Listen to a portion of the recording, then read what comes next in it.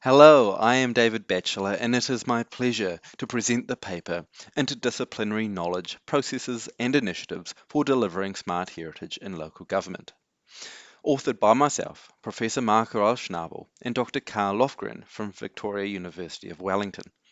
This paper reports on the interdisciplinary knowledge, processes and initiatives between the smart city and heritage disciplines in local government.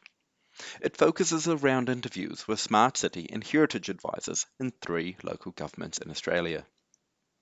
Understanding these matters is essential to our broader research, which seeks to install and enhance smart heritage within local governments.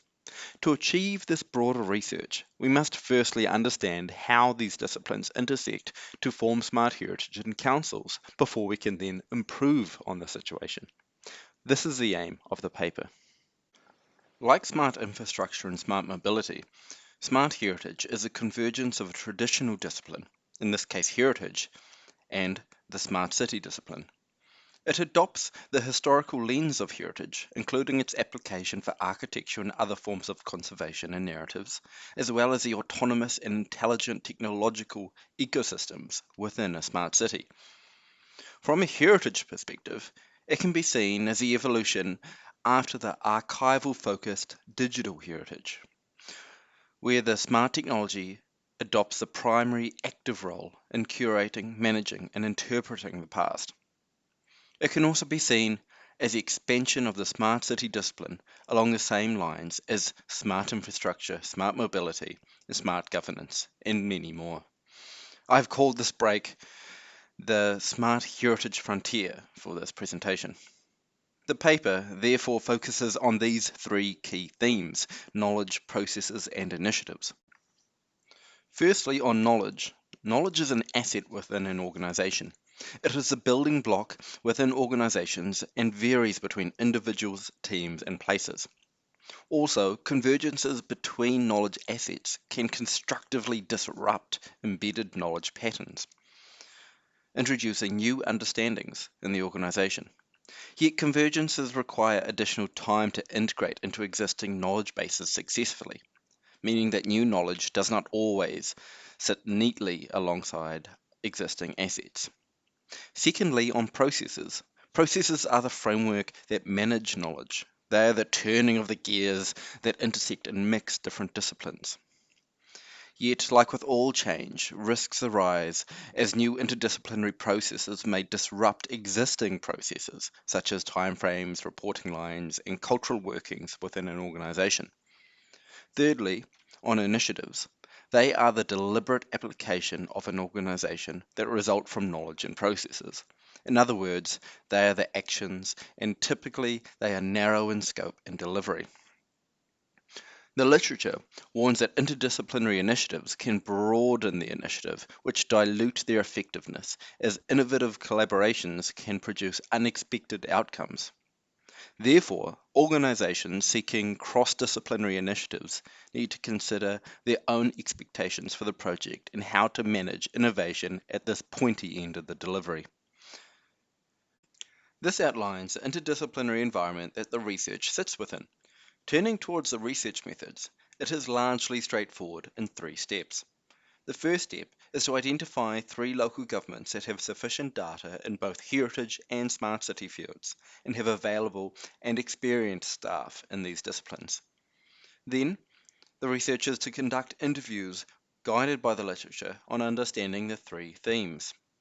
Then, it analyzes the responses against the academic literature to understand how knowledge, processes, and initiatives function between the smart city and heritage disciplines to form smart heritage. The research is the first known investigation into the intersection between these disciplines. Its small sample size and lack of adjacent research is a limitation.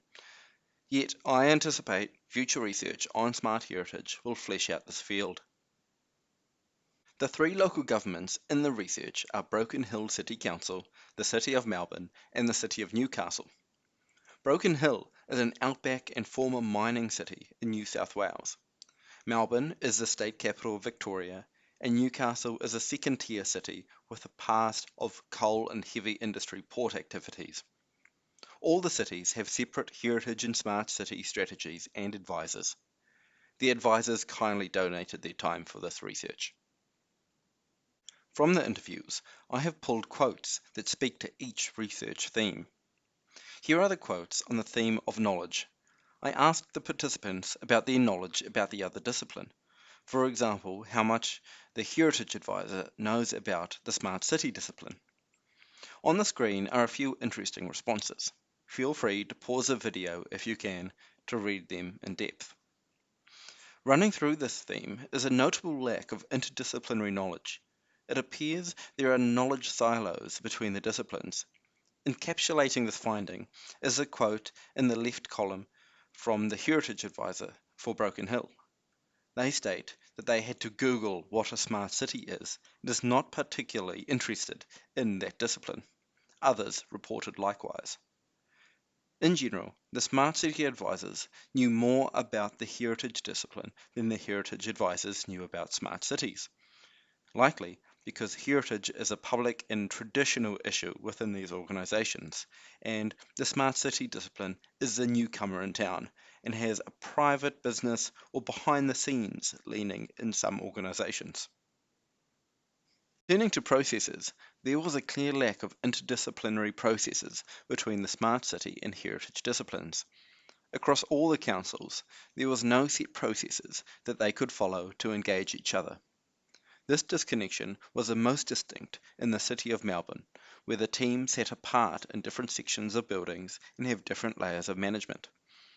In the city of Newcastle and Broken Hill City Council, the disciplines also had this gap, but they had personal connections which they used to interact.